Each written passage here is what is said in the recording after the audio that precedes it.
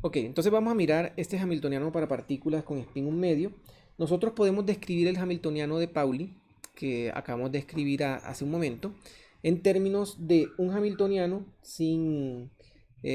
para el sistema no perturbado, es decir, con campo magnético igual a cero, y un Hamiltoniano asociado a la interacción. Entonces, identificando estos términos, nosotros podemos ver los electrones libres que estarían representando al sistema no perturbado, y cuando colocamos el campo magnético externo que va a interactuar con las propiedades magnéticas debido a, primero, al movimiento, a la simetría, simetría rotacional debido a lo que identificamos como momento angular, y que nos va a dar el momento angular orbital, y la otra simetría rotacional asociada con las propiedades intrínsecas del electrón, que se conocen como el momento angular de spin. Entonces, estas propiedades las podemos describir en términos de un momento dipolar, un momento magnético, y estas contribuciones completas van a ser lo que se conoce como el componente de interacción de este Hamiltoniano. Es conveniente analizarlo de esta forma porque las energías asociadas a estos electrones no perturbados y a estos que van a esta contribución debido al campo magnético externo para campos no muy grandes son de tal forma que esta contribución es mayor que esta.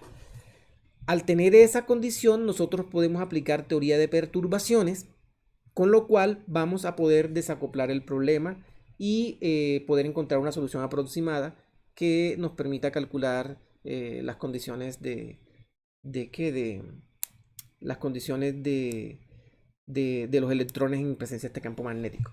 Entonces, identificamos aquí dos componentes. Este momento dipolar magnético va a tener la componente orbital y la componente de spin. Comparando con la ecuación de Pauli, identificamos la componente del orbital y la componente spin. Ahora bien, aquí hay dos problemas que se pueden tener en general. Uno tiene que ver con la componente que viene de los espines. Esa componente que viene de los espines, dado que un electrón en presencia de un campo eléctrico se puede ubicar en el sentido del campo magnético, perdón, o en sentido contrario, esa propiedad, y al quitar el campo magnético va a obtener nuevamente una dirección aleatoria. Eso se identifica con un fenómeno de paramagnetismo. Entonces podemos decir que hay un fenómeno de paramagnetismo asociado con el momento magnético de spin. Ahora, para el caso de la parte orbital, esta parte orbital, cuando nosotros queremos perturbar el sistema que tiene un momento angular orbital, un momento magnético orbital, el sistema no se va a dejar perturbar, y esas propiedades las terminamos asociando con un diamagnetismo. Eso es lo que se conoce como el diamagnetismo de Landau. En este momento nosotros nos vamos a concentrar en el paramagnetismo de Pauli, es decir, vamos a mirar cómo se comportan estos electrones en presencia de un campo magnético externo. Para ello vamos a suponer electrones libres, y eso significa que vamos a suponer que esta componente orbital va a tender a cero. Bajo esta suposición, nosotros podemos calcular en la teoría de perturbaciones la energía para los electrones, y esta energía va a tener dos componentes importantes: una asociada con los spins que se alineen con el campo, y la otra asociada con los spins que estén en sentido contrario del campo magnético aplicado. ¿Okay? Ahora, identificando estas componentes, nosotros podemos ver, aplicando la teoría de perturbaciones, ¿no? Es decir, calculando estos valores esperados, nosotros podemos ver que estos valores esperados van a ser, primero, la energía del estado base, la energía del sistema no perturbado, perdón, y esta componente para spin hacia arriba va a estar dada por esta expresión, y para spin hacia abajo en una expresión similar pero con signo positivo, ¿sí? Donde este mu sub b que está aquí lo identificamos como el magnetón de Bohr, que está definido con una relación entre la carga eléctrica, la masa y la masa del electrón. Ahora bien, para calcular nosotros el momento dipolar magnético, nosotros esto ya lo hemos calculado antes, cuando estudiamos átomos paramagnéticos en presencia de un campo magnético, y lo podemos hacer en términos de la función de partición. Entonces, si nosotros calculamos la función de partición y derivamos con respecto al campo magnético, y eso lo multiplicamos por kBt, nos va a dar como resultado el momento dipolar magnético. Entonces, vamos a hacer ese cálculo. Pero miren que para poder hacer este cálculo necesitamos calcular esta función de partición, y eso es lo que vamos a hacer ahorita. Entonces, vamos a suponer que tenemos nk flecha hacia arriba, electrones con spin hacia arriba, ¿sí? Y con número de onda entre k y k más delta de k. Y vamos a suponer que tenemos otra cierta cantidad con spin hacia abajo. No tenemos más posibilidades porque tenemos spin 1 medio. De tal manera que la sumatoria de los spines hacia arriba nos va a dar un cierto número de spines hacia arriba, los spines hacia abajo nos va a dar un número de spines hacia abajo, y vamos a tener que el número total de electrones se mantiene constante.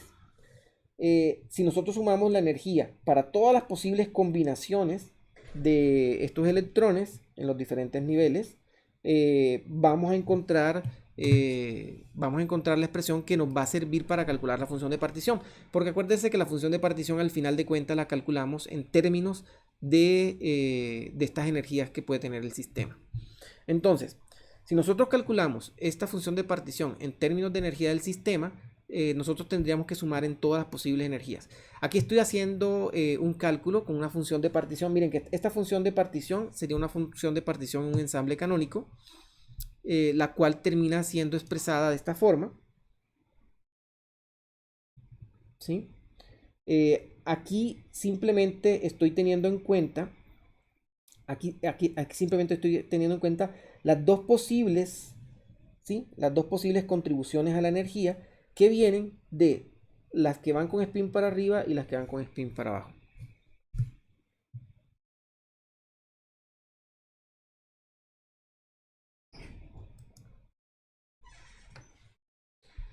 Ok, entonces, continuando con esta explicación, miren que esta función de partición para n partículas la podemos reescribir de esta forma, definiendo la función de partición para n partículas supra cero, de esta forma, y esto lo hacemos con el fin de poder incluir la dependencia del número de partículas en la expresión, ¿ok?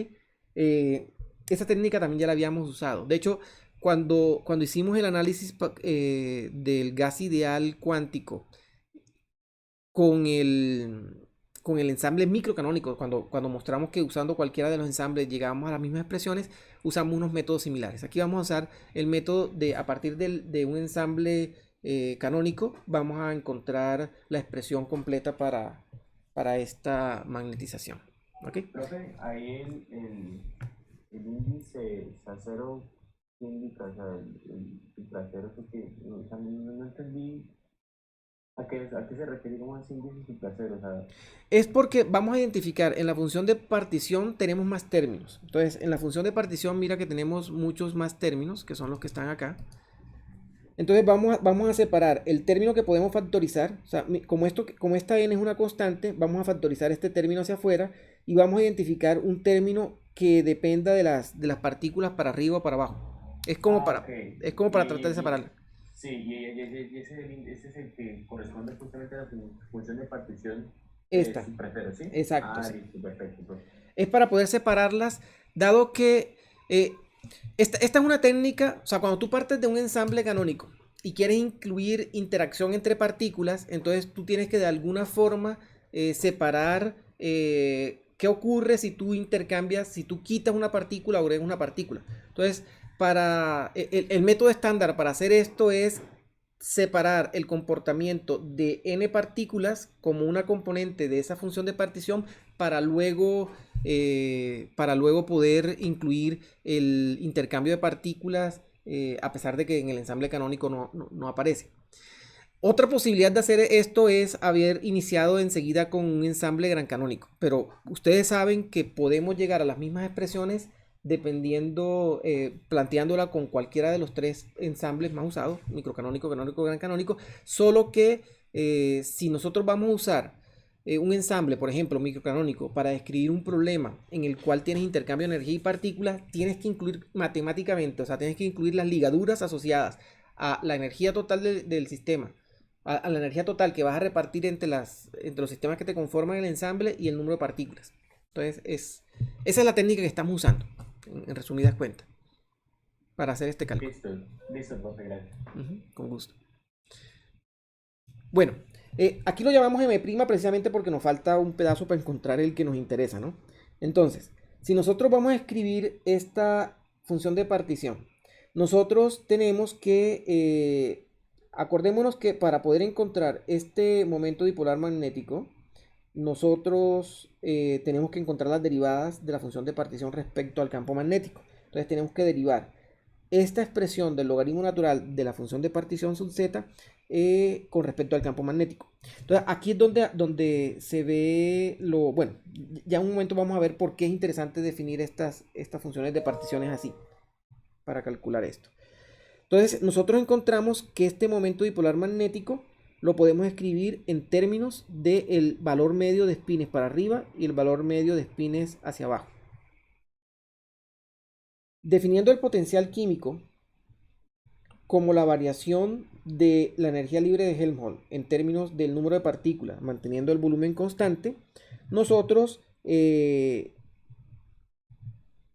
sabiendo que en términos de la función de partición del ensamble canónico, el logaritmo natural de esa función de partición es proporcional a la energía libre de Helmholtz, podemos nosotros obtener explícitamente estos valores para que no queden en términos del número de partículas, sino para colocarlos en términos de potencial químico. Esta expresión es un poquito larga, ¿no? O sea, cuando nosotros queremos colocar el potencial químico. Y la idea de incluir el potencial químico es por esto, ¿no? Nosotros estamos describiendo aquí electrones libres. Estos electrones en la naturaleza, tú los encuentras en átomos.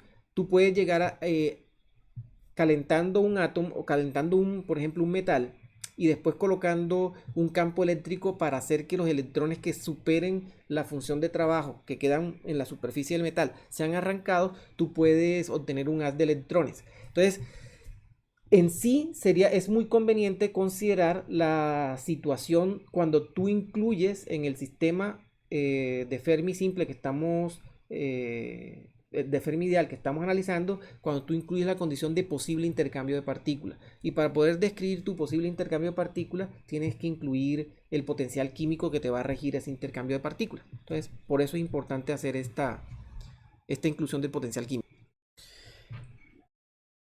Ahora vamos aquí para calcular esta expresión, nosotros necesitamos calcular esta cantidad de acá, ¿sí? Y miren que aquí tenemos que calcular estas derivadas. Tenemos que calcular también estas derivadas. Esta cantidad que está acá es como varía el número de partículas con espín hacia arriba cuando variamos el número total de partículas, ¿sí? Entonces aquí vamos a ver cómo se comporta el sistema cuando nosotros variamos el número total de partículas. Y para expresar todo en términos del número total de partículas. Entonces, dada la definición que tenemos del número total de partículas, que son las partículas con spin para arriba con las partículas de spin para abajo, podemos encontrar que esta relación, la variación del número de partículas para arriba con respecto a n va a ser 1, mientras que la variación del número de partículas hacia arriba con respecto a n va a ser menos la variación de n menos el número de partículas hacia arriba respecto al número total de partículas. Esto hay que tener en cuenta porque acá nos aparece aquí aparecen estas derivadas parciales, ¿no? Entonces tenemos que tener en cuenta estos signos para que podamos hacer esa suma. Entonces, miren, esta derivada de acá va a ser el potencial químico. Lo identificamos como el potencial químico de de las partículas con spin hacia arriba. Esta que está aquí sería el potencial químico de las partículas con spin hacia abajo. Y esas son constantes del sistema. O sea, este potencial químico define cómo se intercambian las partículas. O sea, cómo varía la energía de acuerdo al intercambio respecto al intercambio de partículas. O sea, básicamente el potencial químico controla cómo es el intercambio de partículas en el sistema. Entonces, con esto que hemos encontrado acá, nosotros podemos definir, bueno, podemos encontrar esto, ¿no? Que es el potencial químico, en términos de los valores esperados de estos potenciales químicos sub cero que hemos encontrado acá, ¿ok? Teniendo en cuenta que esto los hemos calculado con la función de partición que hemos etiquetado como sub cero. En la condición de equilibrio, la condición de equilibrio es cuando no hay intercambio de partículas. Es decir, cuando nosotros decimos vamos a buscar el equilibrio termodinámico, cuando el intercambio neto de partículas es cero. Es decir, pueden pasar tantas partículas de un lado hacia el otro, pero de ese otro lado hacia el uno pasan la misma cantidad, de tal forma que el sistema está en equilibrio. Y el valor neto, el valor medio de partículas que se pasan de un lado al otro es cero. En esa condición, y teniendo en cuenta que el valor medio de partículas, el valor medio de este potencial químico de partículas hacia arriba, lo vamos a escribir de esta manera, ¿sí? Es decir, como el potencial químico del número medio de partículas hacia arriba, y lo mismo para partículas con spin hacia abajo, vamos a obtener estas expresiones, ¿no? Reemplazando, vamos a obtener esto, que el valor medio de la magnetización que estaba, ya la habíamos encontrado que estaba en términos de partículas hacia arriba hacia abajo. Ahora que tenemos unas expresiones para número de partículas hacia arriba y hacia abajo, lo vamos a escribir en términos de esas expresiones y el potencial químico. Ese es el siguiente paso que vamos a dar.